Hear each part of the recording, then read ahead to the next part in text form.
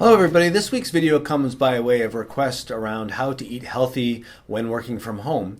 And for one, thank you for the request, and two, to acknowledge that it's actually really challenging to respond to this kind of thing because I don't know exactly where the interest is coming from. So I'm going to divide it into two broad categories and explore the topic from there. Hopefully that it's useful. And at the end of the video, I'm going to share a couple of tech resources that I think are really helpful in terms of creating healthy habits for ourselves. So the first distinction I'd like to base this response around is really whether or not your consumption of food at home is something that you feel is intentional and that you're aware of, or does it feel like it's kind of unintentional and something that's a little bit out of your control? And so in the first case, if it feels like it's intentional, there's probably two main patterns to it. One is that you're eating at regular times, and the second one is that you're actually enjoying the food that you're eating. So if you find that's the case, and you're not happy with how your meals are going, is to plan them out. If you want to make them more healthy, it's important to plan those out. Processed, easy access foods typically are the ones that aren't as good for us. So to buy whole food ingredients to make meals with some intentionality, including our snacks, is something that can move us in the right direction. The other side of intentional eating for people that do feel like they're approaching this with a high level of awareness is that sometimes actually during these periods where we are less active, people are tempted to restrict or overly restrict the amount of food that they're eating because they feel like they're not exercising enough to warrant that.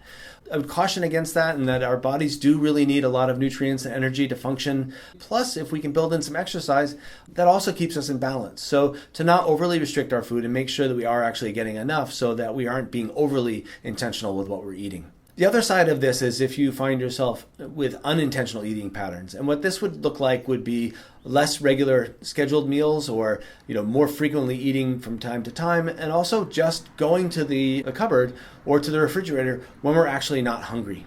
And therefore we don't enjoy the foods as much. If that's happening for you, there's a chance that this is related to emotional eating or coping through food to soothe our emotions. And if that's going on, it's worth actually looking into what the underlying cause of that emotional state is and addressing that. So if you find that you go to the cupboard and you're not hungry, maybe a suggestion is use a kind of a rating scale. How hungry am I right now on a scale from 0 to 5? And if you find that you're sort of not that hungry, it's then substitute in another activity because you're going there to emotionally soothe. A cup of tea, going for a walk, having a hot bath, something like that helps address the emotional condition that you're in, but doesn't actually involve eating food that you don't necessarily need at that moment. If you do feel that you're not as aware or not as intentional about your eating patterns while working from home, but you are actually hungry when you go to the cupboard or the refrigerator, what that suggests is that maybe you're not getting enough energy or enough food throughout the day to sustain your energy levels that you need to function for what your tasks are. And in that case, it's probably a good idea just to plan out your breakfast, plan out your lunch, plan out your dinners so that you do give yourself the amount of energy that you need. That will remove the need to go to the cupboard or the refrigerator so often, and you'll also be able to plan out those healthy meals by making those eating times more intentional. The last thing is to be kind to ourselves, I think, during this time. There are some times when emotional eating is really necessary. It's great to actually have something that makes us feel a little bit better. And that doesn't necessarily mean that the entire pattern is ruined or that, we have this big problem. It might just mean that we need to be a little bit understanding towards ourselves